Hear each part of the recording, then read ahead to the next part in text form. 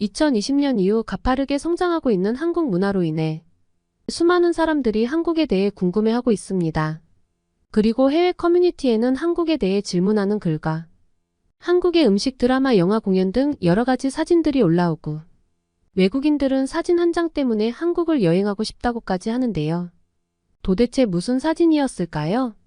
지금 바로 사연 시작합니다. 안녕하세요. 저는 영국인 레아라고 해요. 작년 이맘때쯤 저는 오랫동안 꿈꿔왔던 한국으로의 첫 여행을 다녀왔어요. 그곳에서 예상치 못했던 즐거움을 경험했고 그 기억을 잊지 못해 조만간 또 한국 방문 예정이에요. 전 원래 훨씬 전부터 한국에 가려고 마음먹었는데 코로나 때문에 이제야 꿈에 그리던 한국에 다녀올 수 있었어요. 그렇기 때문에 가기 전에 기대했던 것들이 잔뜩 있었습니다. 제가 오랫동안 K-팝 팬이기 때문에 한국 문화에 대해서는 다른 사람보다 조금 더 많이 안다고 확신합니다. 맛있는 한식과 한류 문화와 관련된 체험, 관광지, 뷰티 체험 등 많은 것을 계획하고 한국에 왔어요. 역시 제 기대만큼이나 한국에서의 모든 시간이 완벽하고 환상적이었지요. 그런데 예상하지 못한 놀라웠던 한국의 아름다움을 발견하고 말았어요. 그것은 바로 벚꽃 풍경이었습니다. 제가 정말 운이 좋은가 봐요. 한국의 벚꽃이 이렇게 아름다운 줄 모르고 봄에 여행을 왔지만 이렇게 우연히도 멋진 계절을 경험했으니 말이죠. 사실 많은 벚꽃은 일본에서 먼저 본 적이 있어요. 중학생 때였는데 아빠의 출장 겸 가족여행으로 일본에 가게 되었어요. 생애 첫 아시아 여행이라 기대를 정말 많이 했는데요. 하지만 그때의 기억은 정말 끔찍해요. 무슨 이유인지는 모르겠지만 일본 공항에 내리자마자 저는 심한 재채기를 하기 시작했고 콧물을 흘리면서 다녔어요. 아마도 꽃가루에 알레르기가 생긴 것 같았어요. 왜냐하면 영국에 돌아오자마자 알레르기 반응이 거짓말처럼 사라졌기 때문입니다. 그때 일본에서는 벚꽃들이 한창 만발하던 시기였거든요. 일본의 벚꽃 역시 정말 아름다웠지만 일단 제 몸이 성하지 못하니 크게 감흥이 없었어요.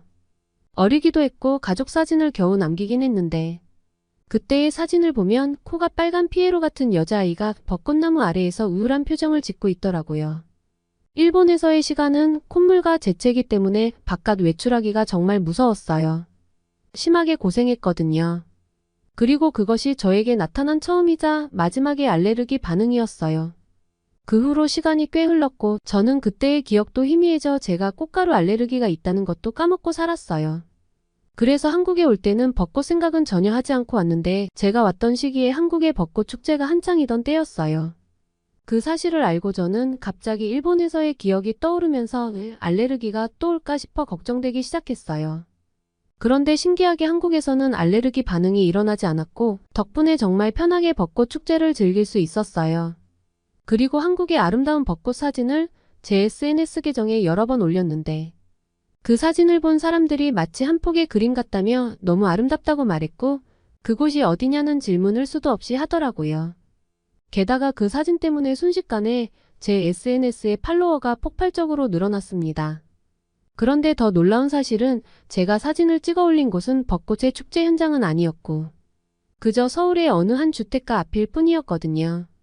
그리고 한국인들은 이 정도의 풍경은 한국 어디서나 손쉽게 찾아볼 수 있는 풍경이라고 말하곤 했어요. 그런데 저를 포함한 외국인들이 유독 한국의 이런 풍경에 매료되고 푹 빠져버리는 이유가 무엇일까 곰곰이 생각해봤어요. 물론 한국의 높아진 위상만큼 외국인들의 한국에 대한 관심이 높아진 이유도 있지만 한국은 어디에서나 이런 아름다운 풍경을 볼 수 있어서인 것 같아요. 보통의 나라들은 유명한 관광지 내지는 일부러 찾아가야 할 정도로 내 주변 어디에서나 이런 풍경을 쉽게 볼 수 없어요. 그러다 보니 외국인들은 이런 한국의 흔한 풍경 하나에 부러워하기도 하는 것이죠.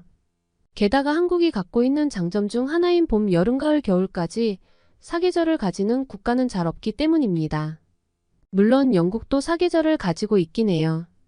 문제는 영국의 날씨는 1년이 아닌 하루에 사계절을 체험할 수 있을 만큼 변화무쌍한 날씨로 유명한 것이죠.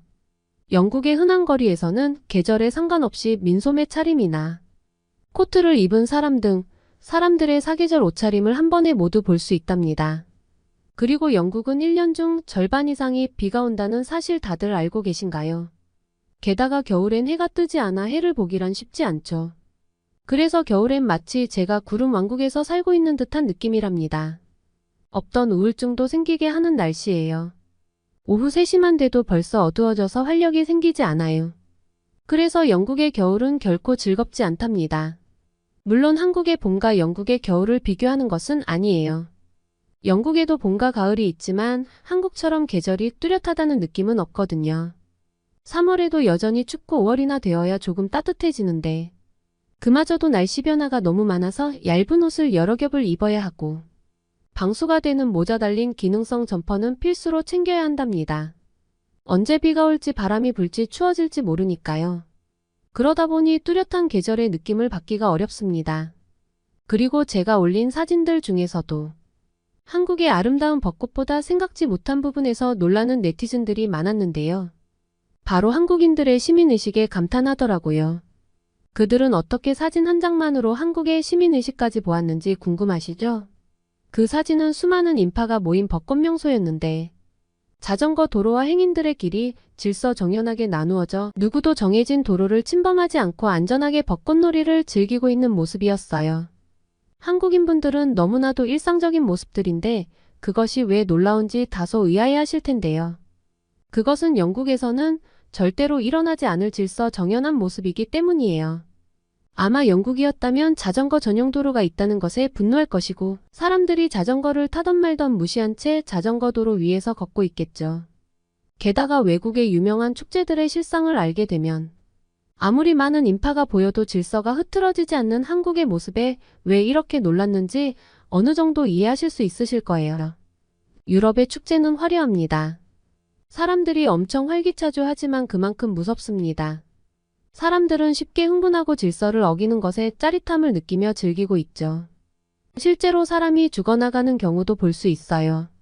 영국의 경우는 매년 8월 마지막 주 런던 노팅힐에서 유럽 최대의 거리 축제이자 여름 축제로 불리는 노팅힐 카니발이 열립니다.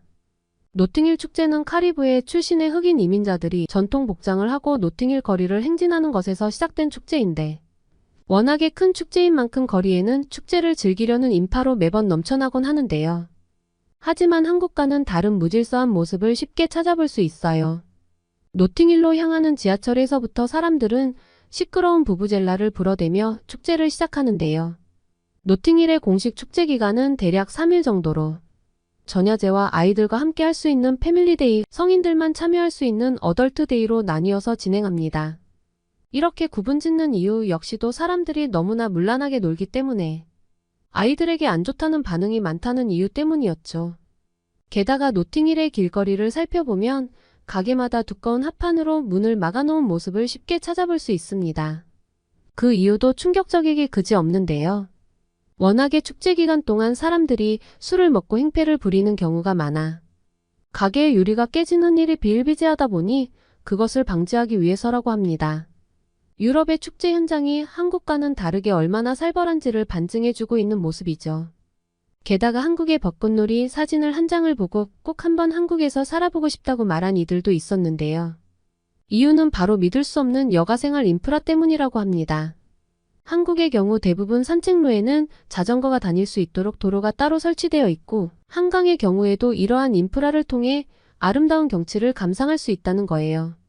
믿기 힘든 도심 속 자연경관을 가지고 있으면서도 이 모든 것들을 모든 국민이 다양한 방식으로 즐길 수 있는 한국의 모습을 본 다양한 국적의 사람들이 부러워하고 있었던 거죠. 물론 외국에도 한국처럼 자전거 도로가 설치되어 있는 곳도 있지만 한국인들처럼 질서정연하게 이용하는 경우는 드물기 때문에 이토록 부러움의 감정을 느끼는 것이죠. 아직도 한국의 시민의식은 많이 낮은 수준이라고 한국인들끼리 싸우기도 한다고 들었는데 실제로 한국을 방문한 외국인들이 가장 놀라는 부분 중 하나는 바로 한국인들의 뛰어난 시민의식이라는 것 알고 계신가요? 저는 특히나 자전거 도로, 지하철과 버스 대기줄, 그리고 에스컬레이터와 엘리베이터 등에서 볼 수 있는 한국인들의 질서 문화에 엄청 놀랐어요. 제가 한국에 처음 왔을 때 기억나는 가장 멋진 모습 중 하나였으니까요. 한국 지하철을 탈 때였어요. 한국 사람들은 지하철 문이 열리자 바로 타지 않고 모든 사람들이 모두 내리기를 기다렸다가 타더라고요. 한국에서 이 모습은 어쩌면 정말 당연한 모습이지만 해외에선 쉽게 볼 수 없는 한국인들만의 특징이거든요. 뿐만 아니라 한국의 어떤 계단이나 에스컬레이터 등에서 한국인들은 항상 줄을 서서 움직이는 것을 볼 수 있었지만 외국인들은 이러한 질서에 둔감한 게 사실입니다. 외국에서는 불가능하다고 느낄 정도니까요. 그런데 이런 부분은 저만 느끼는 것이 아니랍니다. 대부분의 외국인들이 느끼는 한국인들은 누구보다 빨리빨리 성격을 가지고 있지만 그 와중에도 더 급한 사람들이나 약자들을 위한 질서의식이 습관적으로 몸에 배어 있다고 생각한답니다. 그런 한국인들의 모습을 보면서 우리나라도 저렇게 되기를 바랄 뿐이라는 외국인들이 많다는 것을 잊지 마세요. 물론 분명 한국에도 질서를 지키지 않거나 사건을 일으키는 사람은 있을 것입니다. 하지만 한국인들은 그것에 대해 부끄러워하며 잘못하고 있다는 것을 인식하고 있다는 것이죠. 하지만 어떤 나라의 경우 자기가 무슨 잘못을 했는지 조차 모르는 사람들이 즐비한 곳도 있답니다. 오늘의 사연 어떠셨나요? 한국의 벚꽃 축제를 경험한 외국인들은 단순히 너무나도 아름다운 벚꽃뿐만 아니라 축제 기간 동안 지켜볼 수 있었던 한국인들의 시민의식과 한국의 뛰어난 인프라를 보고 충격의 반응을 보이곤 합니다. 비록 벚꽃놀이라는 개념 자체가 일본에서 시작된 건 맞지만 이제는 외국인들마저도 일본보다 한국의 벚꽃이 훨씬 더 아름답다는 반응을 보여주며 실제로 한국의 벚꽃을 즐기기 위해 여행 일정을 맞추는 외국인들도 늘어나고 있다고 합니다. 오늘의 사연이 좋으셨다면 구독과 좋아요를 눌러주세요. 더욱더 감동 깊은 사연으로 찾아뵙겠습니다. 감사합니다.